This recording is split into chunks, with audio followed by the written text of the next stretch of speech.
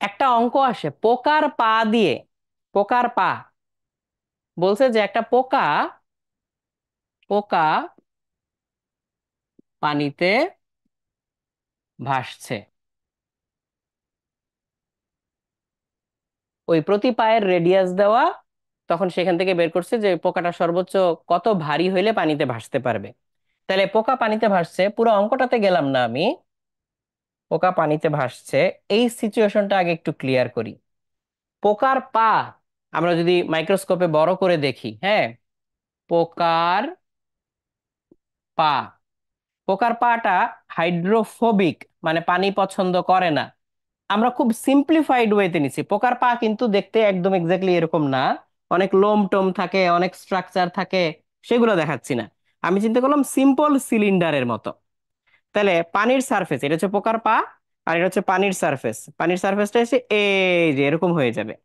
কেন? কারণ পোকার পায়ের সাথে পানির সারফেসটা কি তৈরি করবে? স্পর্শকোণটা স্থূলকোণ তৈরি করবে। কেন? পোকার পা হচ্ছে পানিকে পছন্দ করে না, হাইড্রোফোবিক, হাইড্রোফিলিক না। তাহলে আমরা যদি পোকার পাটাকে এক্সটেন্ড করতাম, পানির ভিতরে তো যাবে না, এই জন্য কাল্পনিক রেখা দিয়ে এক্সটেন্ড করলাম। তাহলে যে কোনো একটা পয়েন্টে যেখানে টাচ করছে, এইখানে পানির তল, এই যে পানির তল, এই পানির তলে যদি স্পর্শক আঁকি, তাহলে পোকার পায়ের বর্ধিত রেখার সাথে এটা যে স্থূলকোণ তৈরি করে থিটা, সেই থিটাটা কিন্তু স্থূলকোণ। Theta is greater than 90 degree, যেটা হচ্ছে থিটা। তাহলে পোকার পা পানির সাথে স্থূলকোণ তৈরি করে। এই জন্য হচ্ছে পোকার পা এই যে পানিতে এরকম ডেবে যায় কিন্তু ঢুকে যাচ্ছে না। তাহলে আমরা এখানে হচ্ছে কিভাবে বের করব যে পোকাটাকে সাপোর্ট দিতে আমার কতটুকু ফোর্স লাগবে। ঠিক আছে? তাহলে পোকার পা, পোকার পায়ের সংখ্যা হচ্ছে এন। পায়ের সংখ্যা, পায়ের সংখ্যা এন। তাহলে একটা পায়ে কতটুকু ফোর্স দেখি। এই পাটার রেডিয়াস হচ্ছে আর। তাহলে এইখানে এই অ্যাঙ্গেলটা যদি থিটা হয়, এই অ্যাঙ্গেলটা কত? 180 মাইনাস থিটা। তাহলে এই বরাবর, এই স্পর্শক বরাবরই তো সারফেস টেনশন টি কাজ করে। তাহলে এই বরাবর সারফেস টেনশন কাজ করবে টি। এখন তুমি একটু চিন্তা করো, উপর দিকে এটার কোন উপাংশটা কাজ করবে?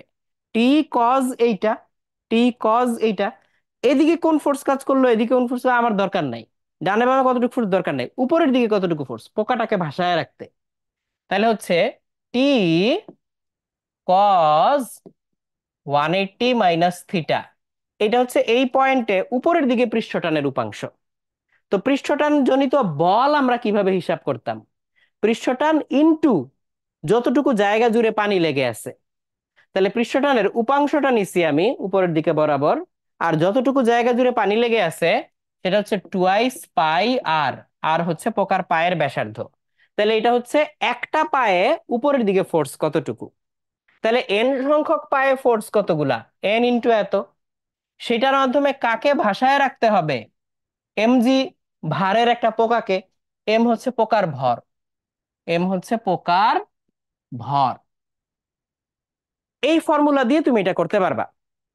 তাহলে এই টি ইন্টু কজ 180 মাইনাস থিটা, তাহলে পাইলাম আপওয়ার্ড উপাংশ কার? পৃষ্ঠটানের। পুরা সার পুরা রেডিয়াস দিয়ে, সরি রেডিয়াস না, পরিধি, পরিধি দিয়ে গুণ দিলাম। তাহলে পেলাম পোকার পায়ের একদম চারপাশে প্রত্যেকটা পয়েন্টে পৃষ্ঠটান টোটাল উপরের দিকে কতটুকু ফোর্স দিচ্ছে। তাহলে T cos 180 minus theta into twice pi আর পেয়ে গেলাম। কয়টা পা আছে? এন সংখ্যক পা, তাহলে এন দিয়ে গুণ দিলাম। এই ফোর্সটা কোন দিকে কাজ করতেছে? উপরে। আর এমজি কোন দিকে কাজ করে? নিচে। এম হচ্ছে পোকার ভর। তাহলে এইভাবে পোকাটাকে ভাসায় রাখতে পারবে। তো তুমি চিন্তা করছো পোকা পানিতে কি আসলে কি ভাসে? হ্যাঁ ভাসে। দেখো তো, তোমার একটা জিনিসের ছবি দেখাই। যদিও এখানে যেই পাটা দেখাইছি ওই পোকার পাটা এইরকম না, কিন্তু তাও ওই পোকা তোমরা অনেকেই দেখছো। আমি যেই পোকাটা এখন দেখাবো, পানির উপর দিয়ে এটা অনেক দ্রুত চলাচল করতে পারে। দেখো তো এই পোকাটা কেউ দেখছো কিনা, এই পোকাটা কেউ দেখছো কিনা দেখো তো।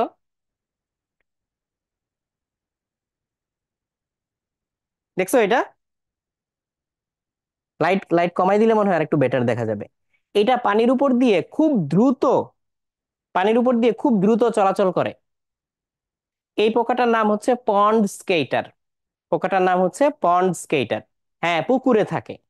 সো এই পোকার পায়ের তলায় খেয়াল করলে দেখবা পাটা যেখানে সে পানিতে লাগায় রাখছে ওখানে পানিটা ডেবে আছে না? সো পানিটা যে ডেবে আছে কেন?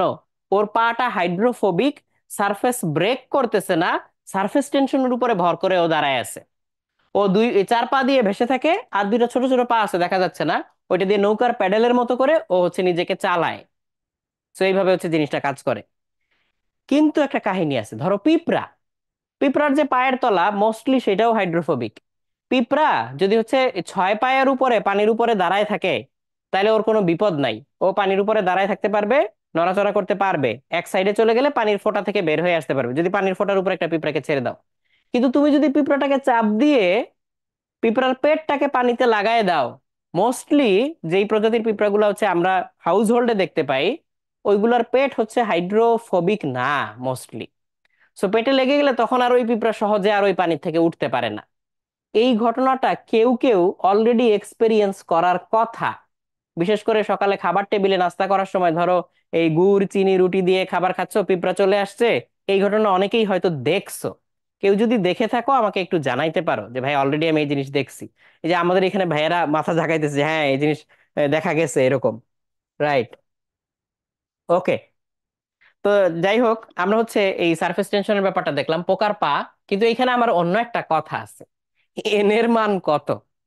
এন এর মান কত? আচ্ছা, পোকা যদি আমি বলি, পোকা, পোকা আসলে কিসের অন্তর্গত? সিফাত ভাইয়া তোমাদের ক্লাস করাইছে না?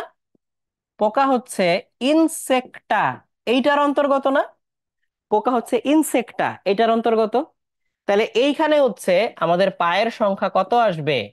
6টা। আর যদি আমরা মাকড় বলি, পোকা মাকড় তো একসাথেই আমরা বলি, মাকড় বলি, সেটা কার অন্তর্গত? অ্যারাকনিডা। অ্যারাকনিডা বানান ভুলে গেছি আমি, এই বৈজ্ঞানিক নামটা এগুলো বানান ভুলে যাই খালি, দাঁড়াও।